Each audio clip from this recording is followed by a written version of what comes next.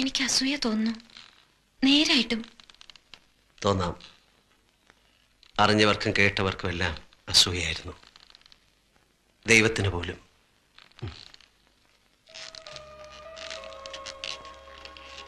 പിന്നെ ഞങ്ങളുടെ മനസ്സ് ചോദ്യം കഴിഞ്ഞു. കല്യാണത്തലേന്ന് ബാച്ചിലേഴ്സ് പാർട്ടി നടക്കുമ്പോൾ പള്ളിക്കൽ നിന്ന് അച്ഛൻ വന്ന് പറഞ്ഞു കല്യാണം നടക്കില്ലെന്ന്.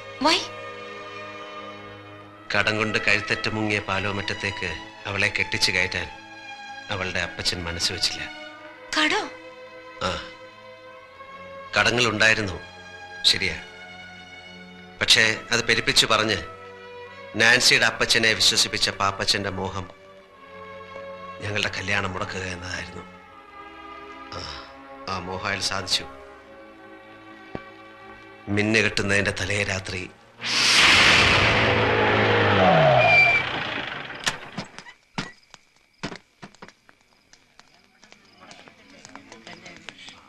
എന്താ അച്ഛാ ഇതിന്റെയൊക്കെ അർത്ഥം? മിന്നേറ്റ് നടക്കാൻ മണിക്കൂറുകൾ മാത്രം ബാക്കിയുള്ളപ്പോ കല്യാണ കാര്യത്തെ പറ്റി ഒന്നുകൂടെ ആലോചിക്കാണ്ടെന്ന് പറയുന്നത് എവിടത്തെ നാട്ടു നടപ്പാ? എനിക്ക് കുറച്ചുകൂടി കാര്യങ്ങൾ അന്വേഷിക്കാനുണ്ട്. എന്റെ മോളെ അവിടേക്ക് അയച്ചാ അവള് ദുഃഖിക്കേണ്ടി വരില്ല എന്ന് എനിക്ക് ബോധ്യം വന്നാ നമുക്ക് വേറെ ദിവസം നോക്കാം. ഒരുമാതിരി തന്തയ്ക്ക് പറക്കാരിക പറയരുത്. നീ എന്താ ഈ പറയുന്നേ? ഈ കല്യാണം നടത്താൻ ഇയാൾ കിട്ടാവല്ലെന്ന് അന്നേപ്പാരാ മധ്യസ്ഥം പറ ഇങ്ങോട്ട് വിളിച്ച്. പെണ്ണിന്റെ തന്ത ഈ നിൽക്കുന്ന കുഞ്ഞു കൊച്ചു സാറ് മനസമ്മതം കഴിഞ്ഞിട്ടും കല്യാണം വേണ്ടാത്ത സ്ഥിതിക്ക് അരമനക്കോടതിന് അനുവാദം മേടിക്കുന്ന സഭാ നിയമം. പെണ്ണിന്റെ അപ്പുറം അതും മേടിച്ച സ്ഥിതിക്ക് നിങ്ങൾ ഇവിടെ കിടന്ന് കൊമ്പൊലിക്ക് കാണിച്ച ഒരു കാര്യമില്ല. എനിക്ക് നാൻസിയോട് ഒന്ന് സംസാരിക്കണം. അതെങ്ങനെയാ മോനെ? പെണ്ണിന്റെ അപ്പുറം ഇഷ്ടമില്ലാത്ത സ്ഥിതിക്ക് പെണ്ണോട് സംസാരിക്കുന്നത് എങ്ങനെയാ? കുടുംബത്തിൽ പറഞ്ഞത് ചെയ്യത്തില്ല. എനിക്ക് സംസാരിക്കാം. അങ്ങനെ പോയാലോ?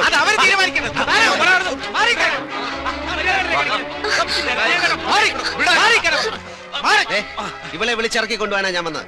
നിനക്ക് സമ്മതമാണെങ്കിൽ നാളെ നിന്റെ കഴുത്ത് ഞാൻ മിന്നു കെട്ടും. വരാൻ തയ്യാറാണോ? തയ്യാറാണോ എന്ന്? അവിടെ നിന്നാണ് എൻ്റെ നഷ്ടങ്ങൾ ആരംഭിച്ചത്. വർഷങ്ങൾ കഴിഞ്ഞിട്ടും നാൻസിയെ മറക്കാൻ എനിക്ക് കഴിഞ്ഞില്ല. മനസ്സുകൊണ്ട് അവൾ എപ്പോഴും എൻ്റെ കൂടെ ഉണ്ട്, ഇവിടെ ഈ സിംഗപ്പൂരിൽ. പിന്നീട് സണ്ണിച്ചൻ നാട്ടിൽ പോയിട്ടില്ല? ഇല്ല, വേറൊരു വിവാഹത്തെക്കുറിച്ച് ചിന്തിച്ചിട്ടുമില്ല. നാട്ടിൽ നിന്ന് ഫോൺ ചെയ്യുമ്പം അമ്മച്ചിക്ക് ഒന്നേ അറിയണ്ടൂ, എപ്പോഴാണ് എൻ്റെ കല്യാണം എന്ന്. അത് നടന്നു കാണാൻ വേണ്ടി മാത്രം ജീവിച്ചിരിക്കുന്ന പോലെ.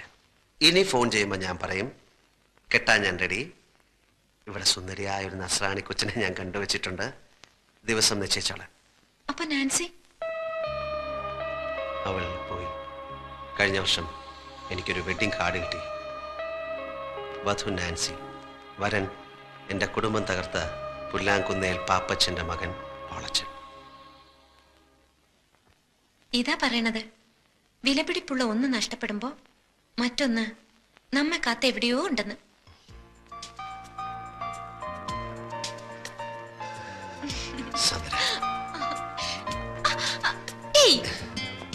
ഇപ്പൊ എന്റെ അപ്പനും അമ്മച്ചും കണ്ടോണ്ട് വരണ ഈ രംഗം. കണ്ടോണ്ട് വന്നാൽ എന്താ? എന്റെ ഈശോ, കമ്പ്യൂട്ടർ സയൻസ് പഠിക്കാൻ ഹോസ്റ്റലിൽ നിർത്തിയിട്ട് പോയ സ്വന്തം മകൾ സുന്ദരനായി ഒരു ചെറുപ്പക്കാരനോടൊത്ത് രാത്രിയിൽ ഇങ്ങനെ ഇങ്ങനെ അല്ലേ?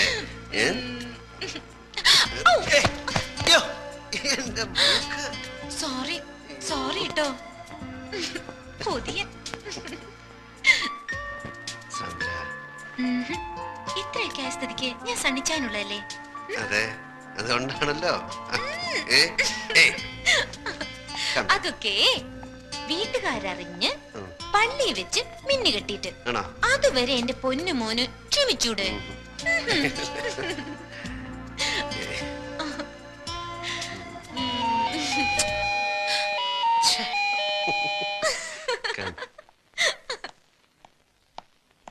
Stay here.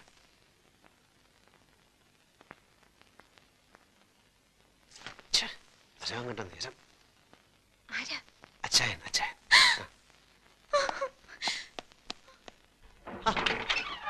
അച്ചായൻ എന്താ ഈ നേരത്തെ?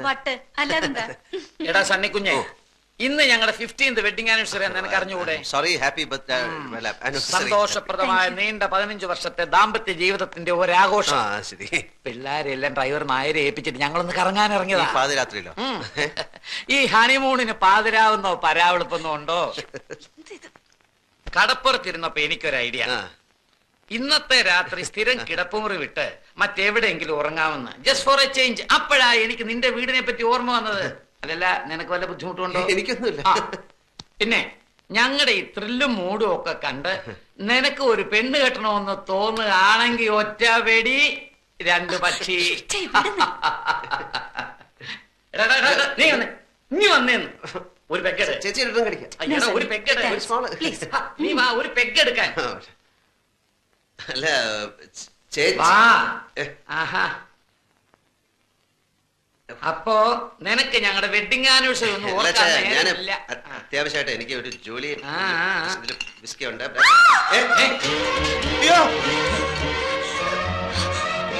അവിടെ ഒരു പെണ്ണ എവിടെ? ഒരിക്കലും രാത്രിയിൽ എങ്ങനെ പെണ്ണ് വരാൻ?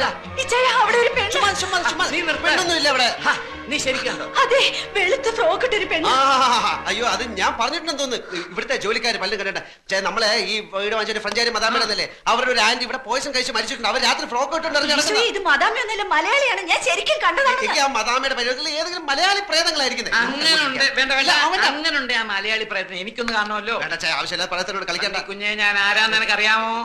കടമറ്റത്തച്ഛന്റെ ഗോത്രത്തിൽപ്പെട്ടവനാ. ഒരു പ്രേതത്തിന് ഞാൻ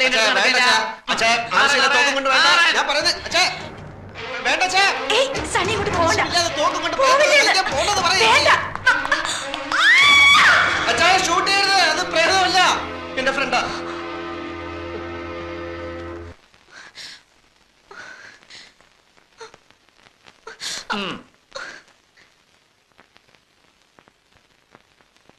ചേച്ചി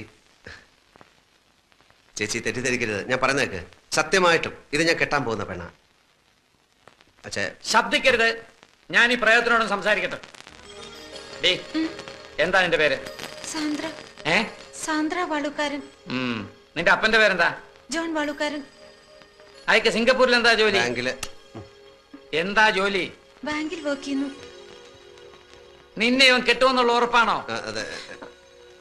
ഉറപ്പാണോ? അതെ. നടക്ക. നിന്റെ അപ്പന്റെ ശരിയായിട്ടുള്ള അഡ്രസ്, ഫോൺ നമ്പർ എല്ലാം ഇതിൽ ഫീഡ് ചെയ്. നടക്ക. എടാ, ഇത് സത്യമാണോടാ? അതോ ഞങ്ങളെ ബോധിപ്പിക്കാൻ വേണ്ടി നീ ചുമ്മാ കള്ളം പറഞ്ഞാണോ? സത്യം. എന്റെ മരിച്ചുപോയ ചാച്ചനാണ് സത്യം. എടാ, ഞാൻ അമ്മച്ചിയെ വിളിച്ച് പറയാം. പറ, എന്നെ വിശ്വാസമല്ലേ, ഞാൻ തന്നെ വിളിച്ചുതരാം.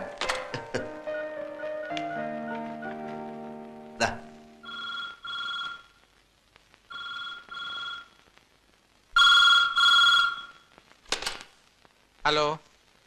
അതെ, കൊടുക്കാം. അമ്മച്ചി, എന്താ സാറേ ഈ രാത്രിയിലെ? സിംഗപ്പൂരിൽ നിന്നാ, കുരുവിള സാർ. ഹലോ. പിന്നെ ഞാനും സണ്ണിച്ചനും ഗീതയും കൂടി ഒരു പെണ്ണ് കാണാൻ പോയി. പെണ്ണ് കണ്ടു, ഇഷ്ടപ്പെട്ടു. പെണ്ണിന്റെ നാടും വീടും ഒക്കെ എവിടെയാ? നാട്ടിൽ എവിടെയാണ് നിന്റെ വീട്? തൃശ്ശൂരാ. പെങ്കൊച്ചിന് ജോലിയുണ്ടോ, പഠിക്കുന്നോ? ഏയ് ഇല്ല, പഠിക്കുക. എന്തോന്നാ പഠിക്കുന്നത്? കമ്പ്യൂട്ടർ സയൻസിന് പഠിക്കുക. അമ്മച്ചിയും പെങ്ങന്മാരും അളിയന്മാരും കൂടെ വികാരിയച്ഛനെ കണ്ടിട്ട് ഒരു ദിവസം അങ്ങ് നിശ്ചയിച്ചോ? ശരി. എടാ പൈലി, സണ്ണിച്ചനും കുരുവിളയും കൂടെ അവിടെ ഒരു പെണ്ണിനെ കണ്ട് എല്ലാം ഉറപ്പിച്ചെന്ന്. അവനത് പറയാൻ നാണായതുകൊണ്ടാന്ന് തോന്നുന്നു കുരുവിളെ കൊണ്ട് വിളിപ്പിച്ചത്. പിന്നെ കുട്ടികളെയൊക്കെ ഒന്ന് വിളിച്ചു പറഞ്ഞാലോ? ഈ പാതിരാത്രിക്കോ അമ്മച്ചി? നേരെ ഒന്ന് വെളുത്തോട്ടെ. എനിക്കിനി കിടന്ന ഉറക്കം വരത്തില്ല. എനിക്കിനി കുറച്ചു ദിവസത്തേക്ക് ഉറക്കമേ വരത്തില്ല. സണ്ണിച്ചന്റെ കല്യാണമല്ലേ.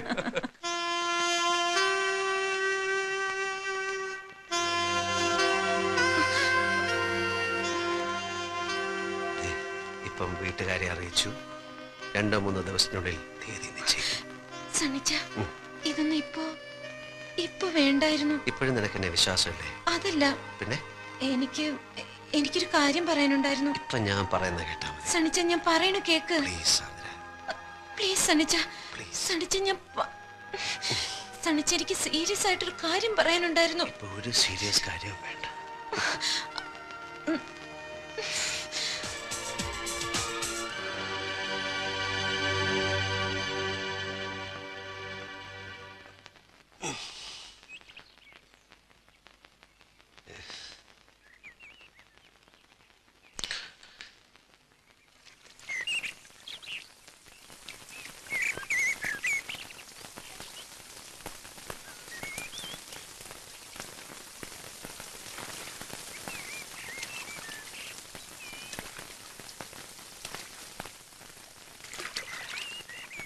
സാന്ദ്ര,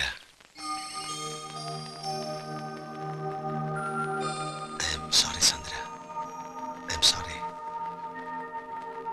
മിന്നെ കിട്ടിയില്ല, മന്ത്ര കൂടി തന്നില്ല. പക്ഷേ ഈ കഴിഞ്ഞ രാത്രി മുതൽ